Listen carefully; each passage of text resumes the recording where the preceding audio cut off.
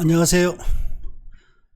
세부담의 절대 강자 임원퇴직금 계속 이어나갈게요. 퇴직금은 사실은 양이 꽤 많죠. 상황별로 이슈도 많고요. 꽤 양이 많은데 이걸 PPT 교환으로 하게 되면 PPT 교환 다 그 소득 요금별 1시간에 맞춰져 있다 보니까 PPT 교환을 하지 않고 교재로 24년 절세설계 컨설팅 교재로 진행을 하겠습니다. 자, 보시면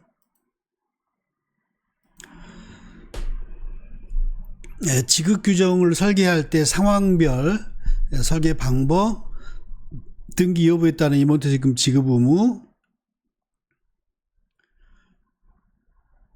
중간정산을 한 경우에 다시 퇴직금을 지급할 수 있는지 여부, 무보수기간의 근속기간,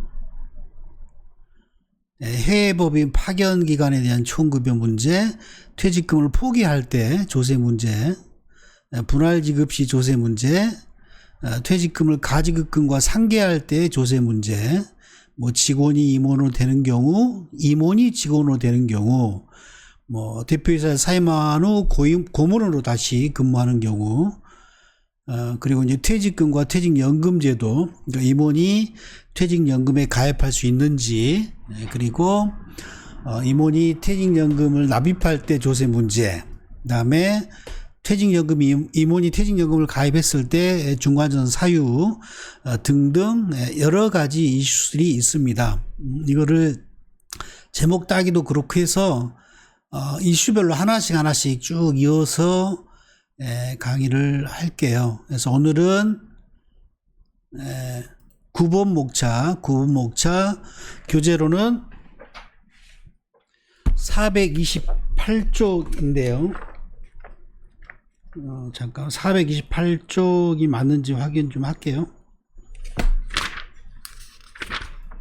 네, 맞아요. 428쪽에 지급규정 설계할 때 상황별 사례입니다. 자, 임원퇴직금 규정을 정관 변경, 주총 특별 결의를 통해서 임원퇴직금 지급 규정을 정비를 하게 되는데, 그럴 때 몇 가지 이슈들 볼게요.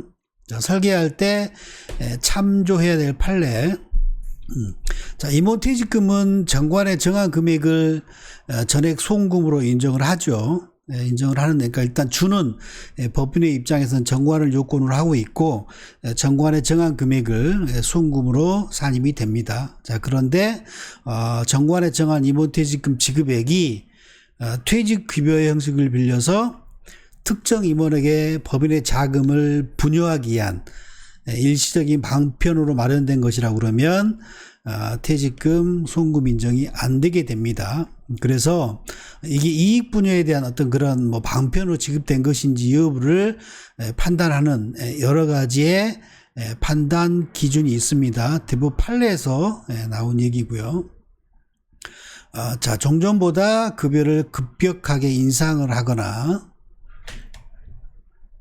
그리고 근속기간이나 근무 내용 또는 다른 법인에서 지급되는 규모와 비춰서 형평이 어긋나거나, 재직기간 중에 근로나 공헌에 대한 대가라고 보기 어려운 과다한 금액이거나, 그리고 지급액 자체가요, 법인의 재무 상황이나 사업 전망 등에 비추어서 앞으로는 지금 지급하는 금액에 퇴직금이 더 지급될 것으로 인정되지 않는 그런 경우이거나, 이런 경우에는 손비 인정이 안 됩니다. 그래서 이게 2015년, 16년 대부분의 판례인데, 과거에는 임원퇴직금 정관에 정한 금액이 다 송금 인정이 됐고, 지급받는 임원의 입장에서 3배 또는 2배 한도가 없었죠. 그럴 때 정관을 정할 때 8배, 10배, 많게는 30배까지 그렇게 고유로의 배수를 통해 가지고 수십억, 수백억의 퇴직금을 지급하는 경우가 종종 있었죠. 그럴 때 이런 판단 기준에 따라서 지급하는 금액이 송금 인정 못 받는 그런 사례가 많이 있었죠. 근데 지금은 12년 이후부터는 3배까지만 퇴직금이 인정이 되고, 20년 이후 근무 기간에서는 2배까지만 퇴직금이 인정되다 보니까 주는 규정 정관에 정할 때 3배, 2배로 준다라고 정하지 과거처럼 뭐 8배, 10배 지급하는 그런 규정은 지금은 싹 다 사라졌죠. 그래서 금액이 갖는 그런 리스크는 상대적으로 좀 줄어져 있다라고 보시면 될 것 같습니다. 기타 상황별 사례를 한번 볼게요. 자, 주청결의를 정해도 되는가? 안 되죠. 주청결의로 정한 임원퇴직금 규정에 따라 지급해야지 주청이 열어가지고 얼마 준다 이런 결의는 인정 안 됩니다. 자, 이사회 만장일치로 지급하는 거 되느냐? 안 되죠. 이사회는 그러니까 임원퇴직금은 정관을 요건으로 하고 있기 때문에 주청결의가 필요한 겁니다. 이사회 결의로 안 되고요. 임원퇴직금을 배수절에서 높게 정할 수 있느냐? 있죠. 있는데 단순히 그게 앞에서 보셨던 요 판례에서 보셨던 것처럼 높은 배수절을 정할 수는 있대. 그 금액이 앞에서 보셨던 그런 판단 기준에 근거해 봤을 때 너무 과다한 금액이나 이렇다고 그러면 송금 인정 못 받을 수도 있겠죠. 퇴직금의 지급 비율을 개인별로 정해도 되느냐? 될까요? 안 되죠. 그러니까 개인별로. 그러니까 예를 들면 대표이사 홍길동 뭐 5배, 뭐 상무이사 뭐 홍길순 뭐 2배 뭐 이런 식으로 정하는 건 안 됩니다.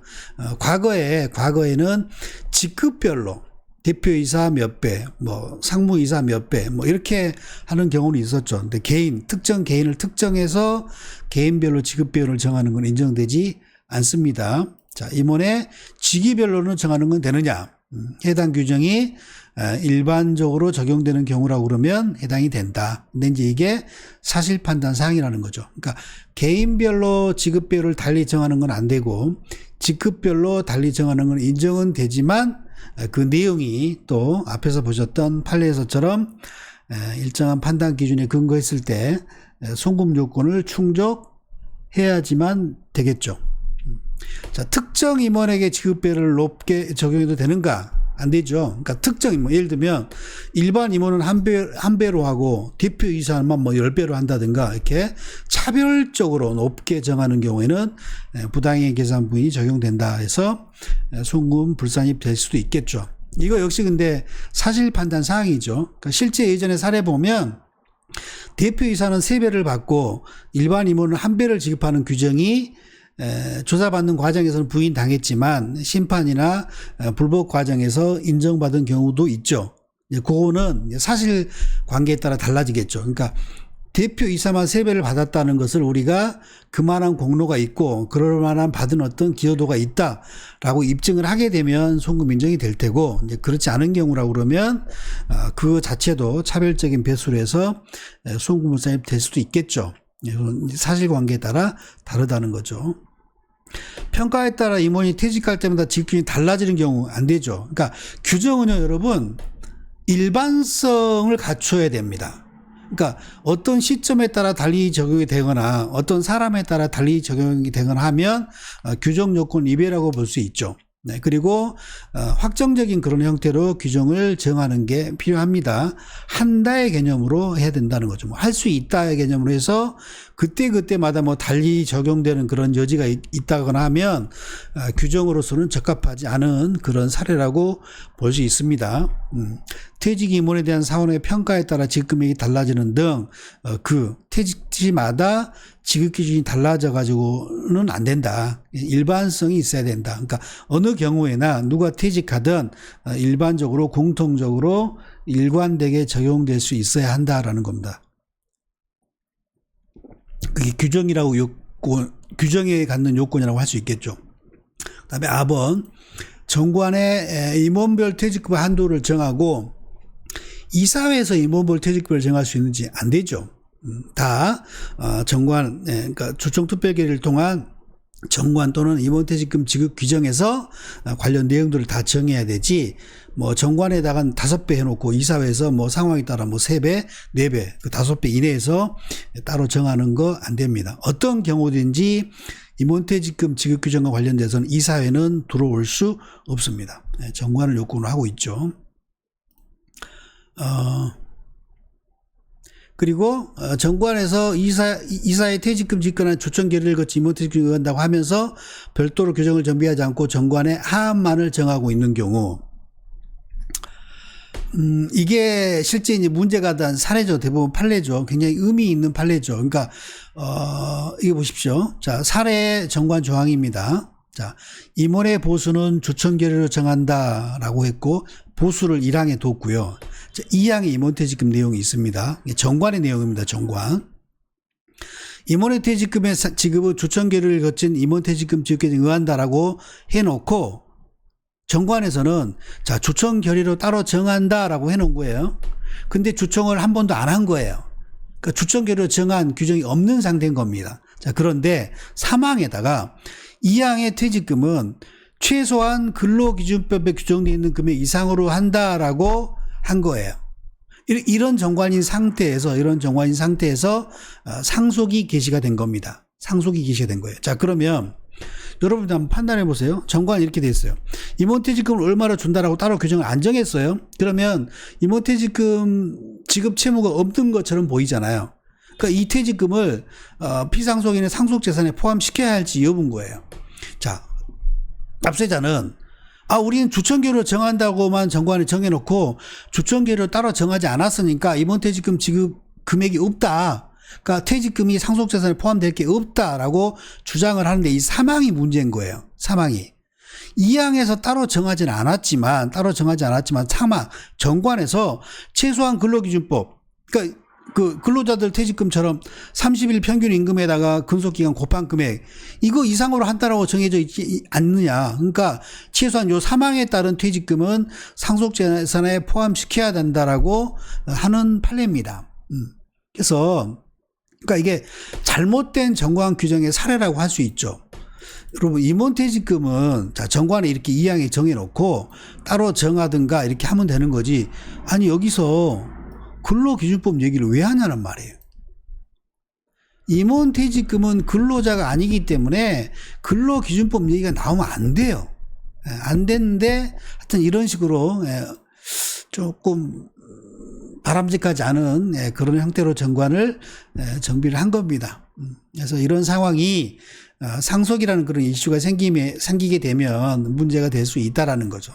그래서 임원퇴직금 규정을 정할 때 문장 하나, 단어 하나를 굉장히 신중하게 해야 되는 거죠. 그래서 만약에 이제 이런 부분도 회사가 알았다라고 하면 이렇게 안 했겠죠. 근데 이제 외부 퇴직금 지급 규정이 회사 자체적으로 정비하는 경우는 거의 없죠.